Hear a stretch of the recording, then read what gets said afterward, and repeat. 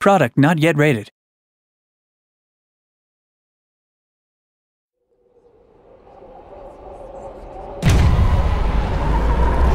I'm the creative director for Dead Space 3. And I'm the senior audio artist on Dead Space 3. We're going to take a look at our current single-player demo. Isaac-Carver, goddammit, give me a hand here! As the demo begins, Isaac-Clarke finds himself on a ship called the Eudora, which happens to belong to this guy here who he's handing a welding torch to. The ship has just been nearly obliterated by an attack, and now they're trying to make their way off the ship. Carver, where can I find an EVA suit? Down that way!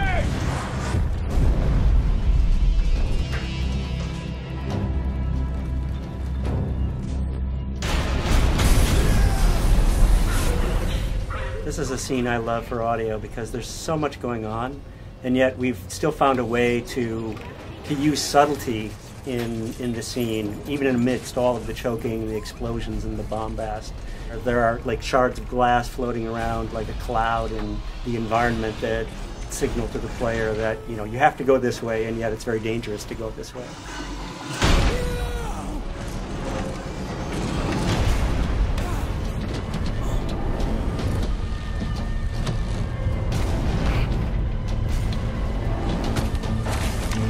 In this part, Isaac desperately is trying to get his spacesuit on in time. The clock is counting down and the ship is on fire. It's about to blow up.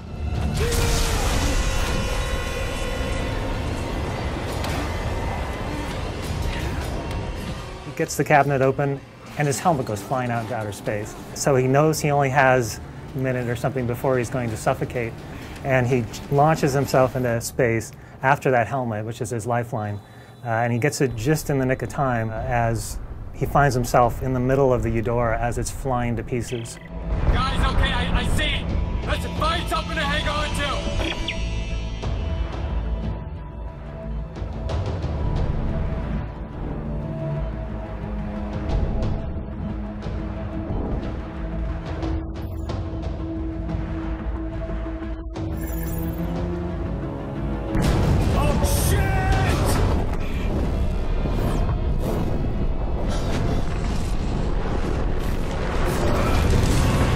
In this section, Isaac is flung out of the exploding Eudora spaceship, and he finds himself hurtling, 100 miles an hour through space as pieces of this ancient flotilla are whizzing by him. And what this did is it gave us a really excellent opportunity for introducing the next setting for Isaac in the game, which is this derelict flotilla lost a long time ago in outer space. You've got Isaac, this little insignificant guy, flying through massive pieces of ship that are just tumbling left and right. We wanted to create an intense feeling of chaos for the player, so they just can almost not comprehend how much stuff is going on around them. And they're freaking out about which way they have to go, left or right, and as they're going, they're just seeing pieces of ancient history tumbling by. And very much so is kind of like the evolution of the Halo jump that we did in Dead Space 2 as well. I mean, sonically and gameplay-wise, there's so much going on.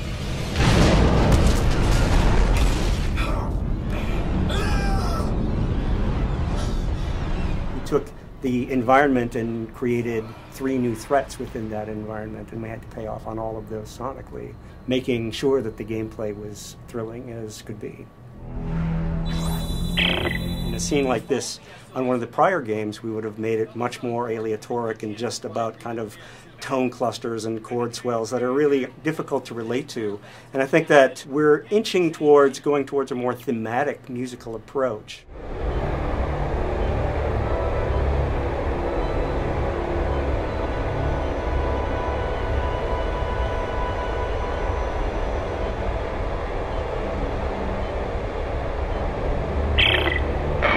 Looks like the power's out everywhere. There's no way to activate the cargo doors. What about that door? It's got a manual crank. No, he's right. I'll see if I can get inside. In this section, Isaac is separated from the rest of his crew. He's run out of options. He had previously just been flying through space, and now the only thing left for him is to go into this derelict ship. It's his only hope of oxygen and some parts that he can scavenge and upgrade his equipment and somehow survive this event that's happened to him. Looks like I'm the first person to come through here in a long time. There's residual air. Tastes like dirt. Sonically, I think it's really unique in all of Dead Space because it's like one of the most quiet environments we've ever created. So it really amplifies that sense of Isaac's being alone and being separated from his crew and going deeper into finding out what happened here.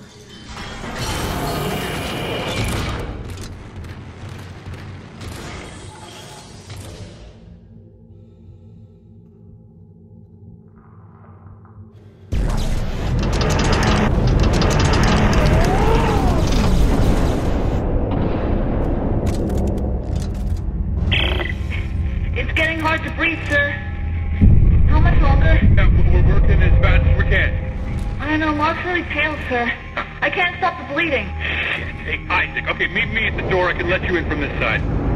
Right there, now get in here. Give me a hand. Aye, aye, Captain. Hey, don't get cute.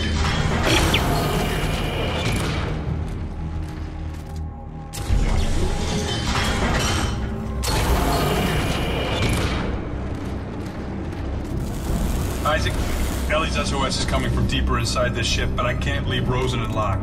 Send me the coordinates. I'll go check it out. Here you go. Hey, don't stray too far. That's an order.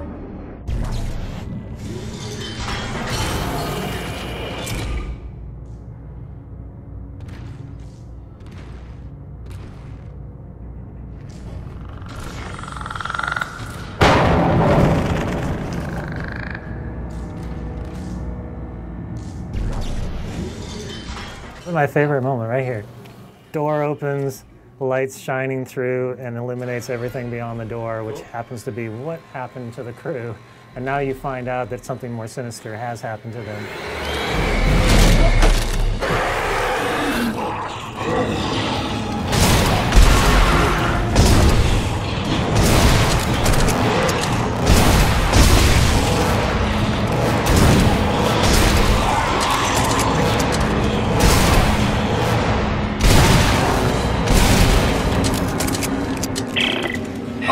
Holy shit! What? What is it? What's going on? I just got jumped by what's left of the crew. What? No one could have survived out here for that long. They didn't survive. They got turned into those things. What? Okay, what do we do? You keep your weapon ready, and you stay the hell away from the ventilation ducts. If they get close, shoot for the limbs. You got that? I said you got that! Yeah, okay. One thing that I think is really interesting about the necromorphs this time out is that they've been made out of these 200-year-old mummified corpses. So as you're going through the ship, you find these kind of crusty, crackling, strange aberrations that have been turned into necromorphs from a long, long time ago. It's just a really interesting way to see what the necromorph infection would do to a mummy.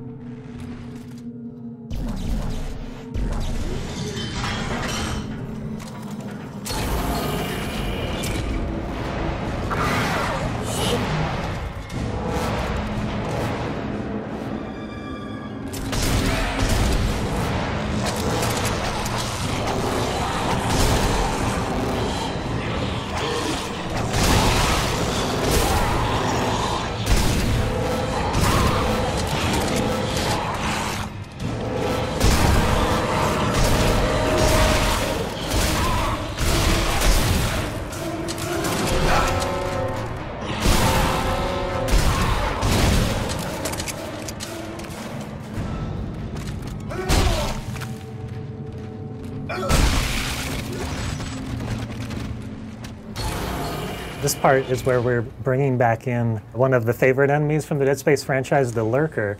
But in Dead Space 3, it was important to reimagine them into something different. So what we did is we made it based off of a dog rather than a child, what the original one was. And the reasoning behind that is that this government whose flotilla that you're exploring, they just so happen to have needed dogs as part of the effort to find things on the planet that they were looking for. Similar to what you would do with earthquake victims, where you'd have dogs that would go out and search for things because they get a scent. These dogs just happen to have been turned into necromorphs, and now we get to see what happens when an animal gets turned into something necromorphic rather than a human.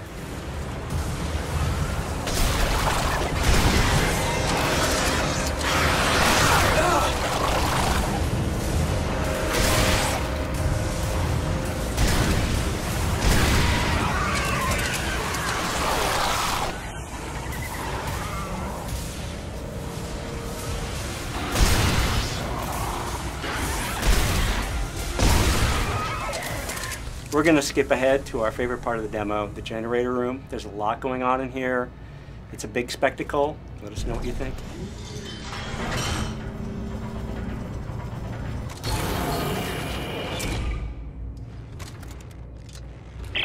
Norton, you there? Yeah, I'm here. All right, I think that's holding them for now. Good. The SOS is coming from directly above me. And it looks like I found the ship's primary generator. If I can get power going, it should unlock the crossover for you. All right, what about you? There's an elevator here that goes straight up the spire. I'll meet you at Ellie's coordinates.